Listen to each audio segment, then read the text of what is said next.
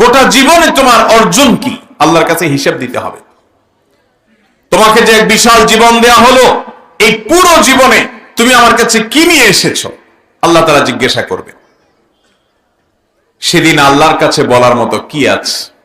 আল্লাহ, আমার জন্মের পর পড়ালেখা করে একটা চাকরি বাগাইছি, একটা ব্যবসা জোগাইছি, বিদেশে যাওয়ার একটা বাও করছি, ব্যবস্থা করছি, বিয়ে শাদী করছি, 2-4টা ছেলে মেয়ে হয়েছে, একটা ঘর তুলছি, এরপর ছেলে মেয়ে বিয়ে দিছি, এরপরে বুড়ো হয়ে গেছি, এরপর দোকানে যে আড্ডা ফাড্ডা মারছি, তারপরে মরে কবরে চলে আসি, এই তো নিয়ে আসছি।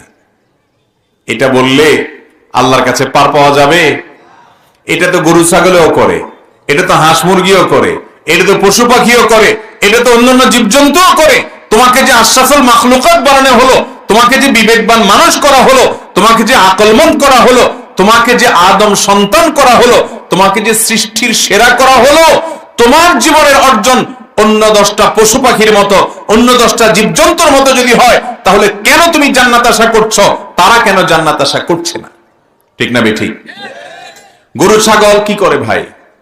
ঘুম থেকে উঠার পর খাওয়া দাওয়ার জন্য অস্থির হয়ে যায়, একটু আদার জোগাড় করে নিজের জন্য, নিজের বাচ্চার জন্য, এরপর নিয়ে এসে গোয়াল ঘরে ঘুমায় যায়। হ্যাঁ, হাঁস মুরগি তার খোঁয়াড়ে এসে ঘুমায় যায়, এরপর আবার দিন রাত কাটে, আবার সকাল উঠে খাওয়া দাওয়ার জন্য দৌড়াদৌড়ি করে।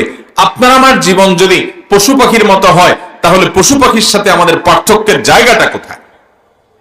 মুহতারাম হাজিরিন, একজন ইমানদার সেজন্য তার জীবনের প্রত্যেকটা কাজ করার আগে ভাববে যে আমার এই কাজ আখিরাতের কোনো পুঁজি সংগ্রহ করতে সহায়তা করবে কি করবে না।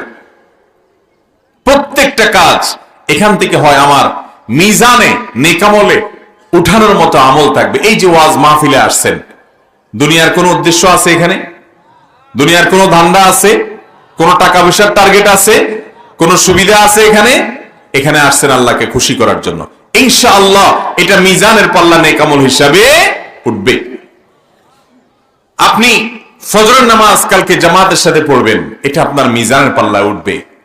তো 4টি প্রশ্নের উত্তরের মধ্যে একটার উত্তর যদি রেডি করতে হয়, এভাবে হিসেব করে করে জীবনের প্রত্যেকটা পদক্ষেপ ফেলতে হবে। আপনি যদি আল্লাহর কাছে বলতে পারেন, আল্লাহ আপনি জিজ্ঞাসা করছেন জীবনে কি করে আসছে দুনিয়া থেকে, আমি তেমন কিছু পারি নাই, আল্লাহ 5 ওয়াক্ত নামাজ আমার জীবনে কখনো ছাড়ি নাই, এই একটা জিনিস নিয়ে আসছি, তাহলে এটা একটা অর্জন ইনশাআল্লাহ।